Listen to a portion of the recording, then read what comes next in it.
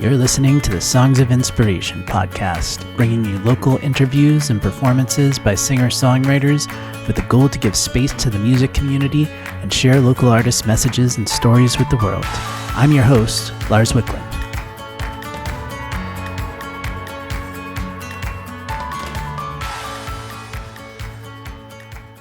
Welcome back to the Songs of Inspiration podcast. Today we're coming to you from ACMi's studio in Arlington, Mass, and I'm really excited to have our guest with us today, Steve Robb.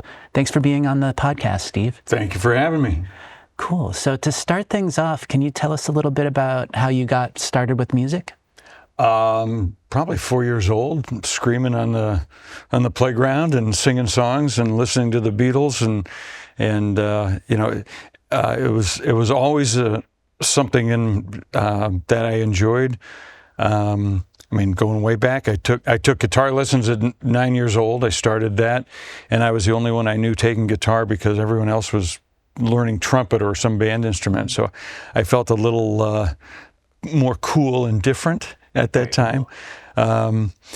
Get to junior high, meet some other guys, get an electric guitar, start a 8th grade band playing Uriah Heep and all kinds of crazy music, but also the Allman Brothers, which I've never stopped loving. And then I moved out to Wisconsin.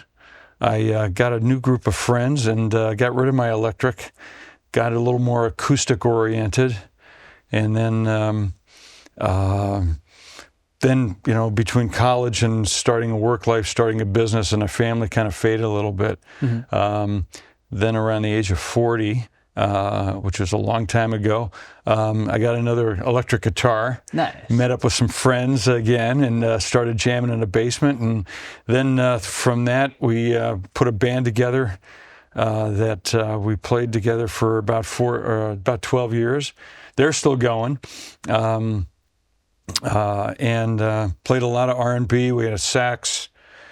We had a female singer. The whole thing. Played in bars, played weddings, that sort of thing. A lot of classic rock and R&B. And then I faded out of that. Started doing more solo stuff, and also I began my open mics, which I've been running since. Probably for the last 10 or more years. Oh, cool. And then started doing more solo. So I've done all kinds of things. So, nice. So now I'm like the singer-songwriter in the bar, playing in the corner. But in between that, I've also had another trio, played rock music, and another trio, which was kind of acoustic-oriented 3-part harmony, where I was the only instrumentalist. Along with a flute player, but so we did a lot more really harmony-driven music, Very cool. And then that kind of faded, and now here I am again. Nice. Where do you host your open mics? The most popular one is at Lockhart and Wellesley. That's cool. Every Wednesday night. Nice. And you would think that Wellesley, it's the only place that allows live music in Wellesley, but it's a good time. There's a good crowd, and the Wellesley crowd, the Wellesley music scene is very, very good. Very awesome. As you got started writing, were there some artists that influenced your writing? All of them. When I started out. Maybe I guess I'd probably say like Dan Fogelberg and James Taylor, because at that point I was in high school and playing more acoustic music, and but I get inspired by everybody I hear. Everybody. Very cool. And was there like one song or anything that really stuck with you that kind of inspired you? I can't say, not really. One thing that I really, I try to do, if I can, is to like a song like Over the Rainbow, mm-hmm. is, of course, it's one of the most beautiful songs ever written, but it doesn't, it goes through it doesn't repeat a verse of. It's not a classic verse chorus. Yeah. You know, there's more to it than that, and I don't really succeed that much, but I like that kind of song that. If I aspire to writing those kinds of songs that just have more of a variety in the course of them than just a kind of a 4-chord repeating. Yeah. Although I'm also inspired by the people who can write great songs where the 4 chords repeat the whole way through, Yeah. and it's like, how do you keep coming up with something new? Yeah, So- yeah. It's always interesting, those types of songs like rely more on the melody changing and stuff. I guess, yeah. It's cool. Yeah. Were there any like mentors you had as you started out with writing or music in general that kind of had an influence on you personally? I think early on, no, and I just kind of did it on my own. It was always something. I started writing stupid songs when I was in like 6th grade that I still remember, but will never be played again. And I don't know if, as a songwriter, probably again Dan Fogelberg and James Taylor, because I think Fogelberg, for all the, he was a brilliant songwriter. I don't think he gets the credit he deserves. But what I did do in the last 6, I probably started this 6 years ago. So I've been writing for all this time, and I attended a songwriter workshop with Ellis Paul, and I know Aaron Ash Sullivan has talked about the same workshop, and probably other people have too. And it's I didn't when I went to it the first time, I didn't think it was right for me. It was very, very lyrically driven, less musically driven. And I was really playing things that were, I suppose my lyrics were probably lacking, but I think my musical chords were more jazzy and less folky. And so I didn't necessarily have that much in common with the people there. But after I left, about 6 months later or so, I was at an open mic and I played some of the new songs I wrote. And this guy says, "What happened to you?"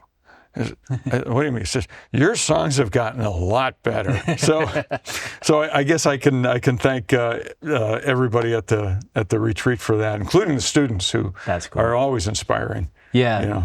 Yeah, it's always cool to go on retreats and kind of like get that community vibe and work together. Stay on up till stuff. 2 a.m. and yeah.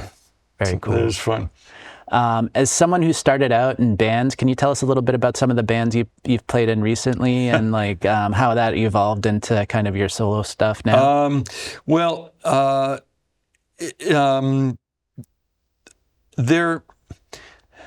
It's like being married to 4 other guys. It is a diplomatic thing. You really do have to. It's a democracy. It's funny. I used to say in my R&B band, Midlife Crisis, the other guitar player. We were both bald, and I used to say we'd knock our bald heads together because he had an older kind of Elvis and '60s mentality, and I was a little more '70s and '80s, and so we'd bring songs in, but I mean we always got along. It was always great. But so I think with those different personalities and those different influences, your band ends up playing a lot of different kinds of music, which was fun. We always tried to keep it interesting. We didn't really play slow ballads that much, unless it could be a really good slow dance tune. And then they're always, it's always a diplomatic thing. I ended up kind of being the driver of them in a way. Well, not so much Midlife Crisis, although I did do a lot of booking of gigs through that. Kind of manufacture your own gigs sometimes. Yeah. And then a trio I had, I really was the driver of it. And I thought, this is all fun, playing all my music, but I just couldn't keep up with it. Yeah. And then that just sort of dissolved. And I know enough music. With a loop pedal and a harmonizing, you can You can, that's the extent of my of the electronics, but you can make a good sound as a soloist. And it's fun. I get to do my own thing. But what I love to do also as a soloist is play with a drummer who's kind of intuitive, because drums add so much.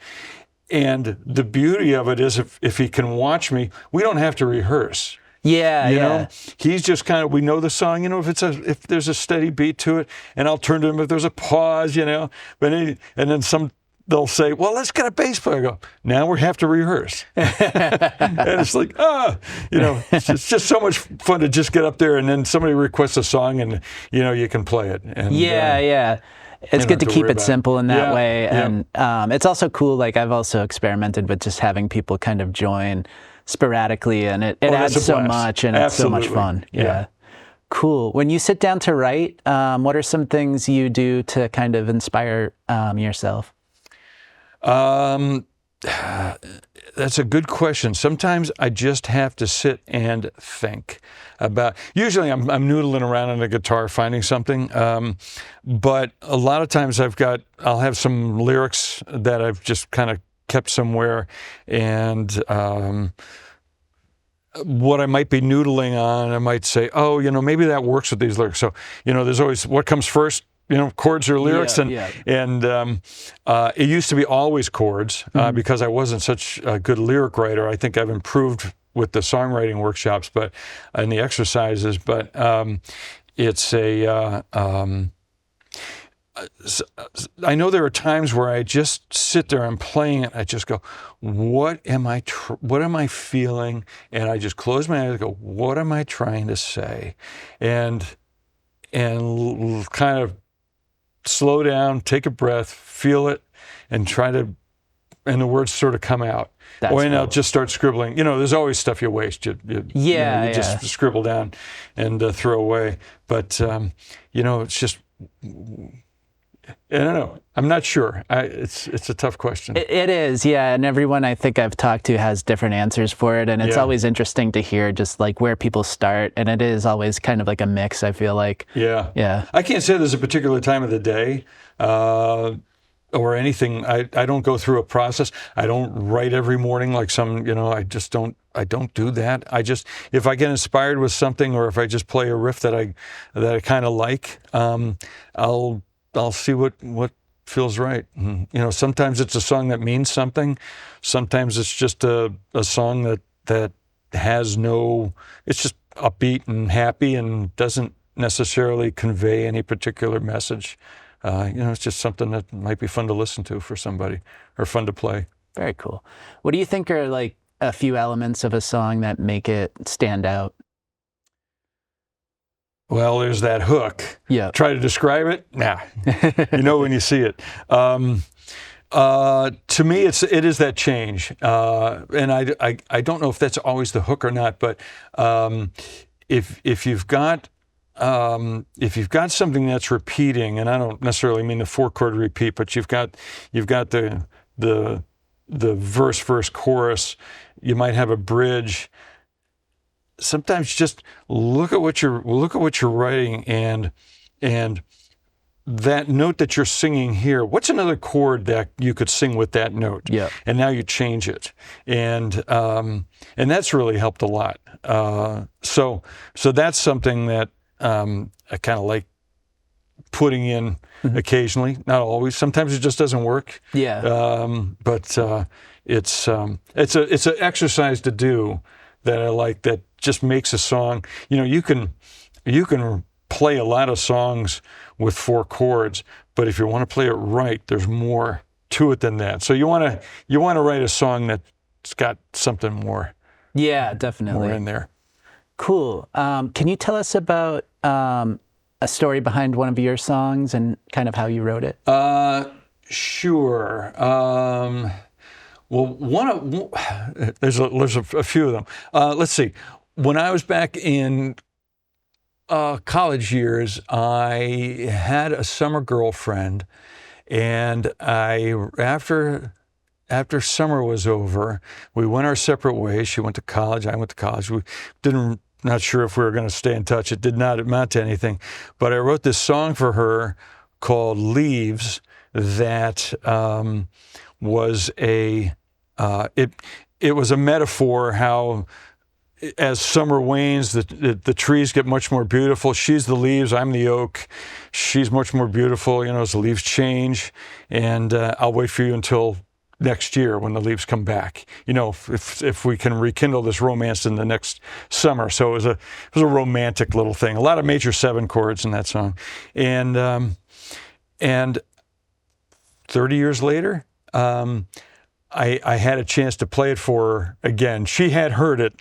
Admittedly, she did hear it the next summer. We did not rekindle any romance, but I had played it for her and for other people. And anyway, I had this chance. My wife and she and her husband were hanging out, and I said, I think I'm going to play that song. And so I played it for her, and it was like a Twilight Zone thing again. And so from there, sorry if this is a long story. Oh, no. From there, I had this other song that I was writing, and I couldn't quite figure out the lyrics. And I met with a little songwriting group, and this guy heard. I hear this. I feel strong, and I've got my back against a wall, and it was completely different from anything I was writing. I had written lyrically for this song, but anyway, I realized, I'll put that line in, and so I'm standing in front of a wall of speakers, speaker cabinet. I am the guy on stage, and I took it and said, now I'm the guy writing the song for that girl who's in the audience who never heard it. So it became when you hear my song, and so that, I don't know. Does that answer your question? Yeah, it does. I forget what the question was. Do you have any to stay connected to inspiration? Do you have any routines to kind of stay inspired as a songwriter? I just keep playing and listening. Yeah. Listening to other people. Playing, just noodling. Yeah. Yeah. Very cool. And recording. You get that phone, you play something, record it. Even if it's 30 seconds, because you won't remember it. And you do some of your own home recording as well. Can you talk a little bit about your process? You start with the basics and just start adding elements as you need to. I can play bass, I can play dobro, mandolin. I'm pretty good at singing harmonies, and so I can just add this stuff on, and occasionally I'll bring somebody in. I've got a friend who's a cellist who's just added so much to a couple of songs of mine, and then a flute player will come in. So different friends of mine, none of whom are well, the cellist is a professional, but other than him, nobody else are really like studio musicians. They're just friends of mine. Yeah. So yeah, these aren't. I think I'm proud of them. I wouldn't say they're top-notch, recordings, but they are what they are. Yeah, it's always great to be bringing in friends and kind of collaborating in that way. A lot of good music comes from that. I'd like to re-record. I had a couple friends listen to. I've got essentially three CDs out, and it's about 32 songs or so. And I had her listen to them, pick the 10 best. I'm thinking I may take those 10 and record them. And a couple of people have picked the 10 best, which they're not all the same. So now I'm still not sure which ones, but I may actually have them try to professionally get it done right. Very cool. There was one song I was curious about when I was listening, Faded Blue Dreams. I was just curious what that song was that was the other about. one I thought I might talk about. Nice. As one that's inspired. And that's actually a true story. That inspired my podcast that I had called Song Creating, which is I'm not doing anymore, but it was interviewing people who have written a song based on a true experience, because I think it's fascinating if you can do that. So I'm playing in a bar in Marlboro, and place is basically kind of empty. There are guys at the bar, their back is to me, and TV screens. You know, it's a classic scene, and you're in the corner, and it just wasn't really much of a night. I think some other people had come in, sat down at a table, and this guy comes in who looks like he struggled. He had a cane. He was kind of dirty and looked like he'd been working hard. Older guy, probably, you know, just couldn't retire. And he comes in, nods to me, and sits at the bar, and before I know it, he's got a burger and a beer in front of him, so it's like he's a regular there. And it's fun when you're in the corner because you can really watch everything that's going on. And he turned to me and goes, "You know any Johnny Cash?" So I played a Johnny Cash tune, and you know, gave me a nod, and as he left, he came over. He dropped $20 in the tip bucket, which was $20 more than I'd had in there to start, and walked out. And I just was like, I said, you know, thank you, but you don't need to do that. And he said, yeah. He said, I like the Johnny Cash. Nice. And I mean, Faded Blue Dreams is really that whole night.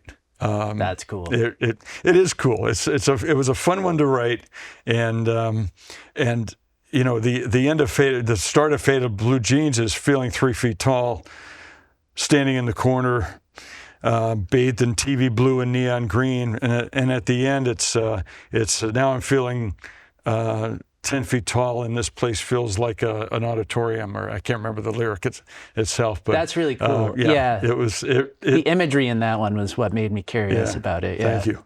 Yeah. What would you say one lesson you've learned as a songwriter is for anyone like starting out? You know, I think a lot of people who are starting out either are writing poetry and they want to add music to it, or they're playing music and they want to add lyrics to it. And I think, you know, I think whichever one you're doing first, try to find a tempo, try to find something. Don't be afraid to edit, and don't hold on to something so tight that you can't let go of it. Yeah. Be ready to change it, throw it out the window. But also, if you already do have your lyrics and you have some kind of strumming in mind, step back from it and go, oh, could I do this differently? Throw in some new chords, or just play at a whole different tempo, completely. You know, just change it up completely and see what you can come up with. And just keep experimenting. Very cool. Great advice. And yeah, before we get into the performance, can you tell us where people can find your music? SteveRobb.com. Luckily, I got that domain 1999 for my earlier photography business, which I've transitioned out of. And so, yeah, the Bandcamp links are on that, videos are on that, links to... I also have I have a little island vibe band called Sway Island. Oh, cool. Which I live in Wayland, and I took the Wayland land, and I thought, oh, Sway, and that's what I named the band, and amazingly got the swayisland.com a web domain, which like I think it's a great name. So there's swayisland.com too, which is it's a whole different thing. Very cool. Yeah, I've done a lot of different. I can't settle on one thing. I really can't. Nice. Well, thank you so much for being on the show today. I'm really excited to hear some music. So we're going to get ready for the performance, and we'll be back after this.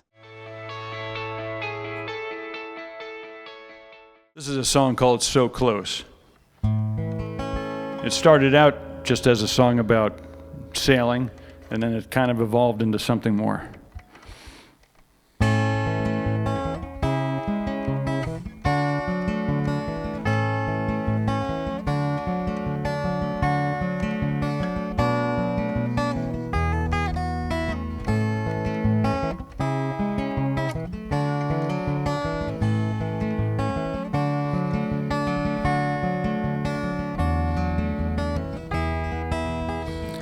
The waves grow restless as we approach the coast, and the journey's end. How many sunsets could I love the most as the light and breezes ebb? Your lips touch softly upon my cheek. A tear falls from your eye. The winds are shifting and I must sing the seafarer's goodbye. Like all the dreamers who sail the seas, and all the lovers on bended knee, for the wish you want granted most. You've come so far, you are so close.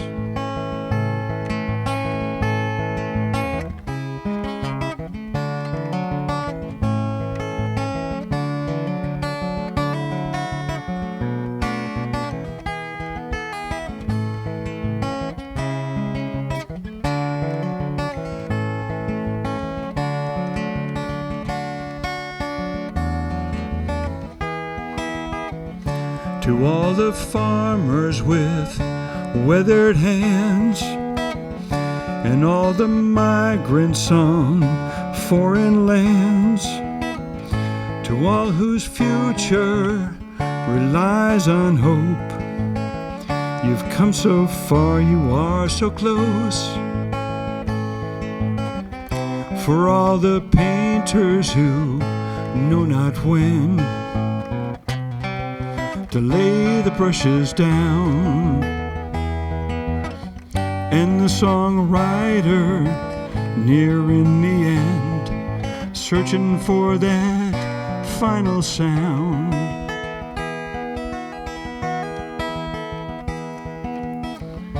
To reach an ending, one must begin. To find salvation, first one must sin. To every seeker through the unknown, you've come so far, you are so close. With every dream that you want the most, you've come so far, you are so close.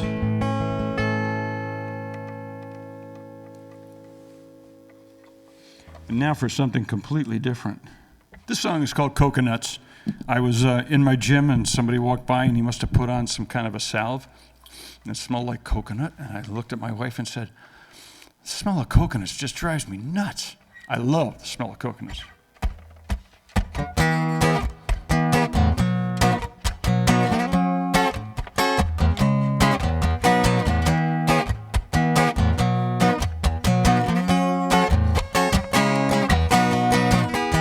When I smell coconuts, it really drives me nuts.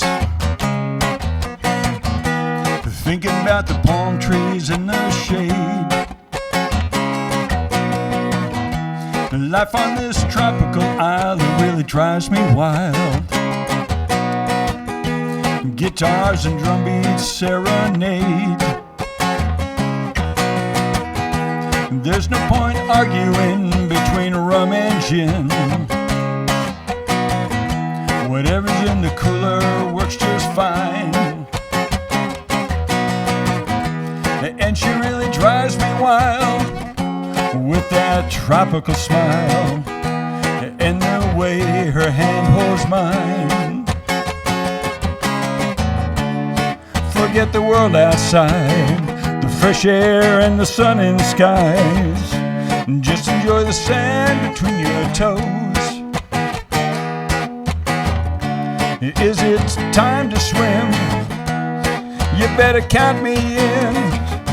Just let me slip out of my clothes.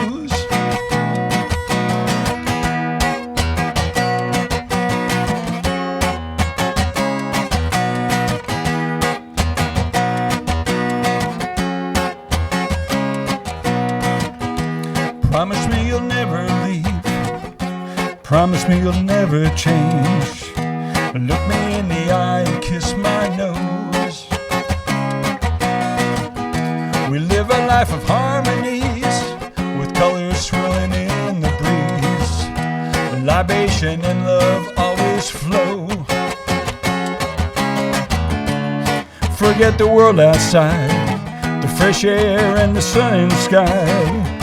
Just enjoy the sand between your toes. Catch a little vitamin D, live a life that's so carefree, immersed in the colors of the rainbow. When I smell coconuts, it really drives me nuts. Thinking about the palm trees in the shade. Life on that tropical isle, it really drives me wild. Guitars and drum beats serenade. Guitars and drum beats serenade. Guitars and drum beats serenade.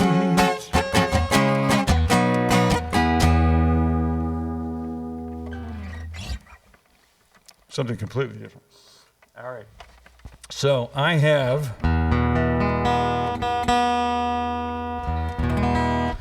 started a website called bandtogether.us.com and inviting people to submit their own songs of protest, songs of unity, songs of resistance.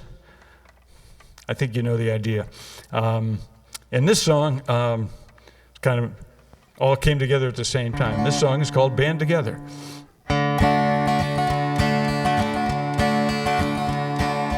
Grab your drum, I'll get mine. Form a circle, fall in line. Call all our friends to join in. Sing a song for freedom's call. Let's tear down these hardened walls and lift our voices to the wind.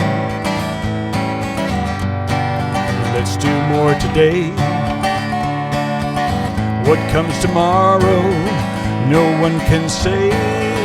Let's band together, band together. Put a band together and be proud. We've got to band together, band together. We can make a difference when we sing out loud. Play your guitar, rock the boat, let everyone hear every note. You can make a trouble if you try.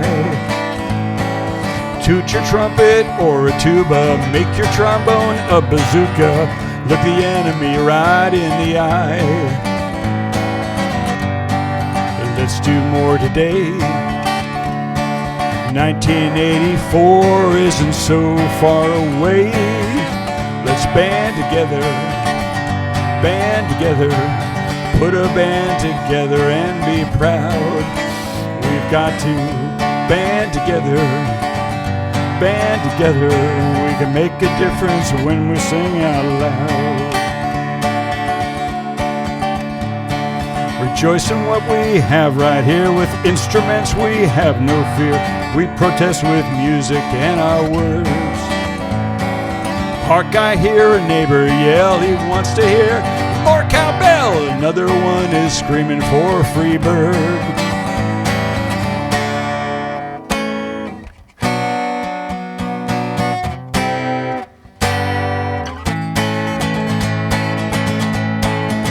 We've got to band together, band together.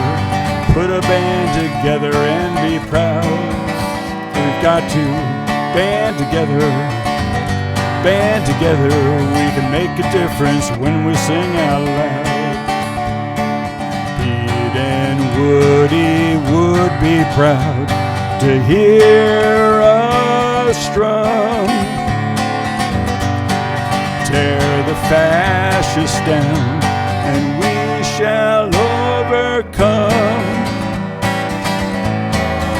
We've got to band together, band together. Put a band together and be proud. We've got to Band together, we can make a difference when we sing out loud. I happened to hear a song by Kenny Chesney called Better Boat, and I misheard it and thought he said it was called Bigger Boat, and I thought, oh, that's kind of neat. And I just started working with Bigger Boat. Said, well, I need a bigger boat. Why? Hold more friends. Anyway, this song kind of evolved from that, and somebody says it's kind of my own story.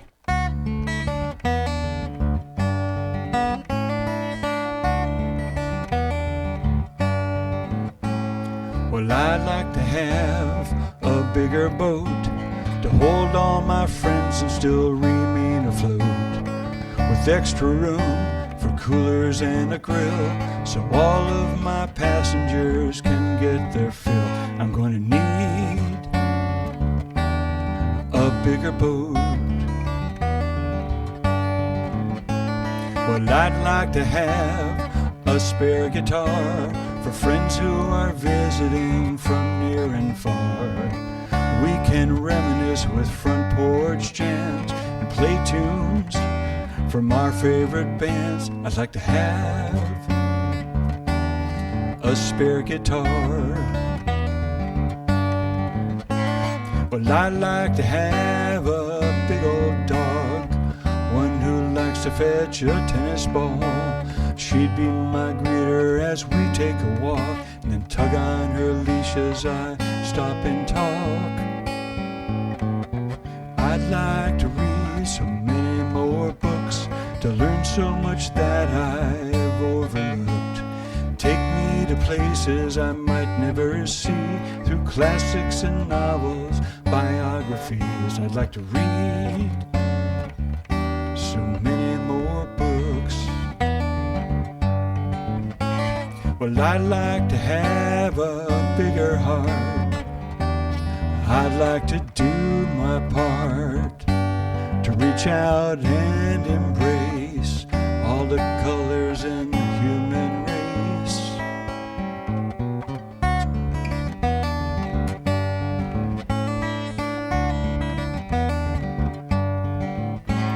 Well, I'd like to have one more of me, to double the love for my family. And when two parties happen at once, I get to have twice the fun. I'd like to have one more of me.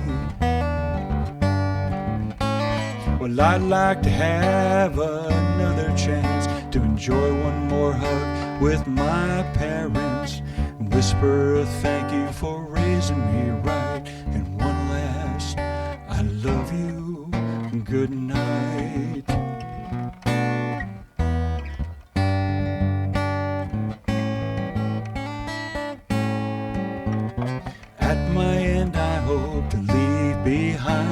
A smaller footprint for all mankind, but still make an impact in some small way. I hope that my kindness once brightened someone's day.